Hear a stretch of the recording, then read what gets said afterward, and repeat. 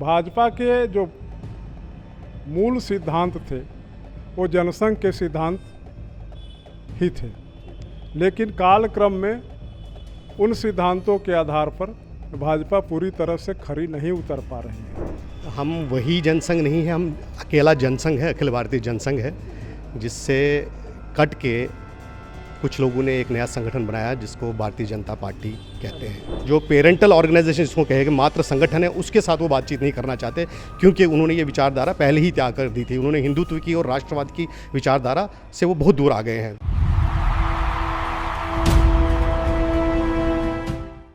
पटना के बांकीपुर विधानसभा क्षेत्र में अभी हम हैं। बांकीपुर में आपको जैसा कि पता है उपचुनाव चल रहा है और हमारे साथ इसी उपचुनाव में चुनाव लड़ रहे 25 में से एक प्रत्याशी हैं अखिल भारतीय जनसंघ के जितेंद्र दुबे जी।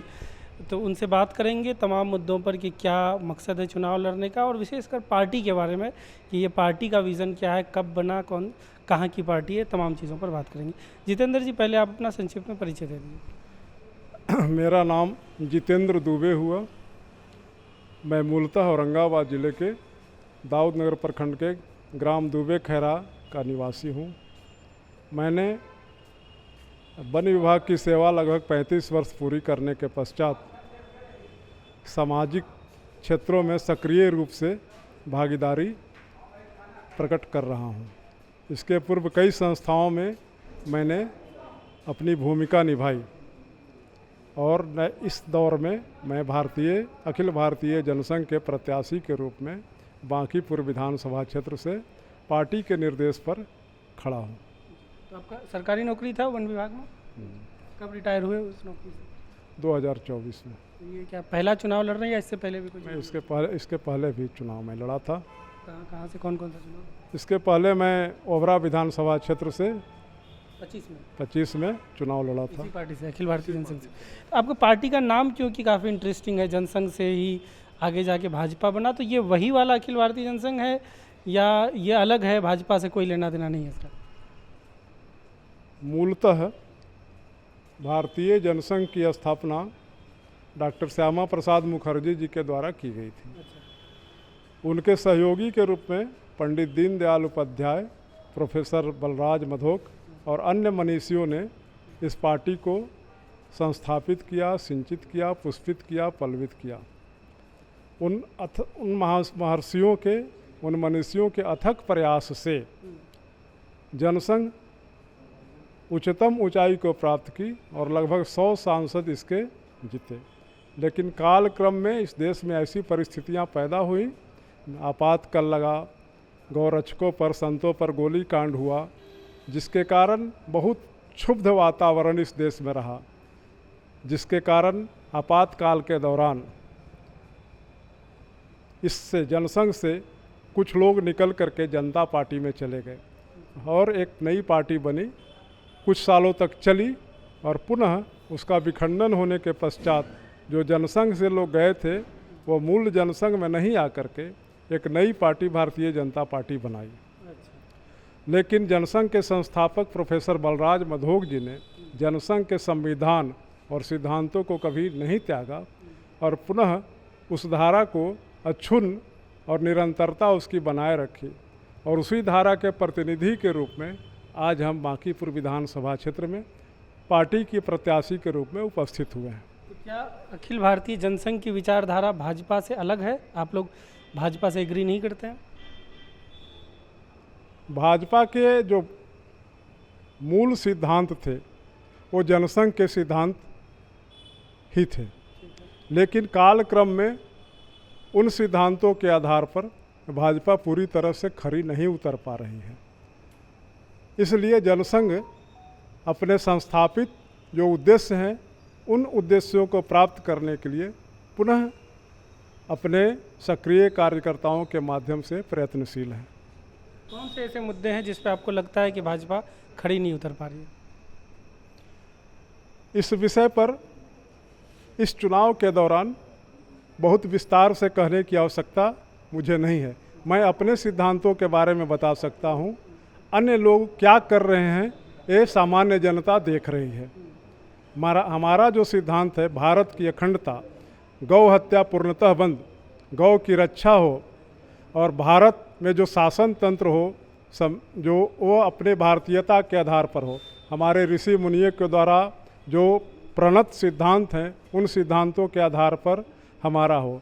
हमारा उद्देश्य ये है कि स्वच्छता हो, स्वस्थ हो, सुशिक्षित हो, सुसंपन्न हो, सुरक्षित हो और सेवा परायण हो, ऐसे व्यक्ति और समाज की रचना का हमारा उद्देश्य है।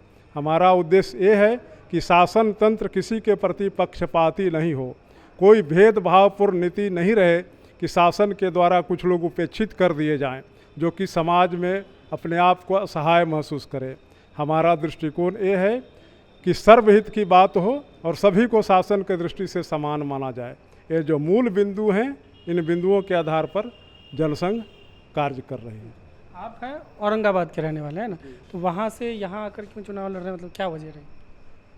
चूँकि यह ऐसा क्षेत्र है कि पूरे बिहार का केंद्र है, ऐतिहासिक क्षेत्र है। इस क्षेत्र की अपनी धरती की महत्ता है। व्यक्ति तो आते और जाते रहते हैं, लेकिन ये धरती भी आज वही है जहाँ हमारे आचार्य चाणक्य ने उस बीज को बोया है, जहाँ से संपूर्ण विश्व पर यहाँ से शासन तंत्र की स्थापना हुई है।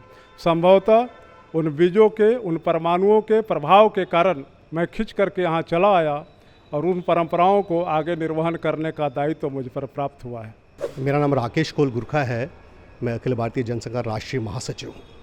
तो क्योंकि जनसंघ ही आप लोग जैसा कि बता रहे हैं, भाजपा भी जनसंघ से ही निकला, वही वाला जनसंघ है आपका भी। तो आप भाजपा से किन चीज़ों से एग्री नहीं करते हैं आप लोग? भाजपा के क्योंकि यहाँ प्रत्याशी हैं, उनके खिलाफ चुनाव लड़ रहे हैं, तो क्या मतभेद है भाजपा से?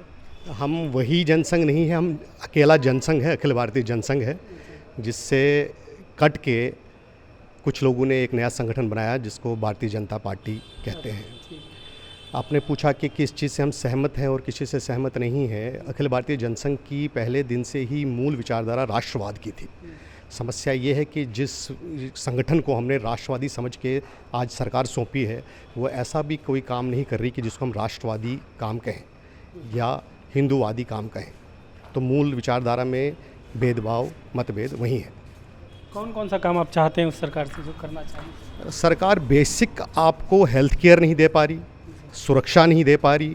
आप देख रहे हैं एक छोटा सा एग्ज़ाम, भारत सरकार का सारा विभाग मिला के एक छोटा सा नीट का एग्ज़ाम बिना पेपर लीक के नहीं कर पा रही है। बेटी बचाओ, बेटी की सुरक्षा आज भारत में बताइए हो पा रही है क्या? ये बेसिक मुद्दे हैं जो राष्ट्रवादी सरकार आज सेंटर में है, वो बेसिक चीज़ों को एड्रेस नहीं कर पा रही। तो आप लोग क्या रेगुलर चुनाव लड़ते आए हैं? जब से जनसंघ है शुरू से रेगुलर लड़ते हैं? बिल्कुल हम रेगुलर चुनाव लड़ते आए हैं। लोकसभा चुनाव भी लड़ते हैं? लोकसभा भी लड़ते हैं, हम स्थानीय इकाइयों के चुनाव भी लड़ते हैं। पिछले लोकसभा चुनाव में कितनी सीटों पर लड़ते हैं? 24 में हम कुल मिला के भारत में लगभग 16 सीटों पे लगे थे। जी। आप प्रदर्शन देखिए, एक राजनीतिक दल का काम होता है कि चुनाव में अपने प्रत्याशी उतारें, अपनी बात रखें। तो हमारा प्रदर्शन ये मान के चलिए कि पूरे इन इलेक्शन जहाँ भी हमारे कैंडिडेट खड़े थे, हम पहले 5 में तो आए ही हैं कई जगह पे। तो आपसे कभी क्या बीजेपी वाले संपर्क करते हैं कि साथ आ जाइए, क्योंकि मतलब एक ही तरह का आप भले ही डिसएग्री करें, एक ही रास्ते पे तो साथ आ जाइए, या कैंडिडेट वापस ले लीजिए, ऐसा कुछ अप्रोच करते हैं? एक ही परिवार के हैं मूलतः, हम ऐसा कहेंगे। परंतु विडंबना ये है कि भारतीय जनता पार्टी एक एक व्यक्ति वाले संगठन को भी अपने साथ मिलाने में झिझकती नहीं है। आपने देखा होगा उत्तर प्रदेश में, महाराष्ट्र में जो एक ही आदमी व्यक्ति चला रहा है, एक ही परिवार पार्टी चला रहा है, उसके साथ भी वो सहयोग करने के लिए रेडी हैं। लेकिन जो उनकी मूल जो पेरेंटल ऑर्गेनाइजेशन जिसको कहेंगे, मात्र संगठन है, उसके साथ वो बातचीत नहीं करना चाहते, क्योंकि उन्होंने ये विचारधारा पहले ही त्याग कर दी थी। उन्होंने हिंदुत्व की और राष्ट्रवाद की विचारधारा से वो बहुत दूर आ गए हैं। तो हमसे तो कोई संपर्क नहीं साध रहे।